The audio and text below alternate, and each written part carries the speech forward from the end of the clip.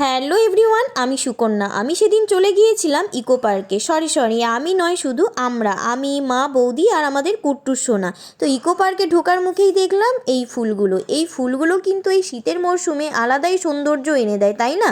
তারপরে ওখান থেকে দেখুন বড় জিরাফটা দেখে কুট্টুস এতটাই মজা করেছিল না, ওর সাথে সাথে আমিও একটু মজা করে নিচ্ছিলাম, কারণ ও একা পড়ে যাচ্ছিল, তো তার জন্য আমাকেও তো একটু সাথ দিতে হবে, তাই না বলুন বন্ধুরা? তো তারপরে দেখুন নিজেদের মতো আমরা একটু সেলফি তুলে নিলাম। সেলফি তোলার পরে চলে এসেছিলাম ঘুম স্টেশনে। হ্যাঁ বন্ধুরা, এটা দার্জিলিংয়ের ঘুম স্টেশন নাও হতে পারে, কিন্তু এটা ছিল ইকো পার্কের ঘুম স্টেশন। তো ওখান থেকে টয় ট্রেন দেখে আমরা আসার পথে দেখলাম ফোয়ারা। তো ফোয়ারাতে আমিও বেশ ভালোই এনজয় করে নিচ্ছিলাম। তারপরে ওখান থেকে চলে এসেছিলাম 7 ওয়ান্ডার্স দেখার জন্য, পৃথিবীর 7টি আশ্চর্যজনক জিনিস। তো তার জন্য আমি টিকিট কাউন্টারে চলে গিয়েছিলাম টিকিট কাটতে। পার পার্সন 30 টাকা করে, আর 3 বছরের ঊর্ধ্বে বাচ্চাদের জন্য টিকিট কাটতে হবে 30 টাকা করে।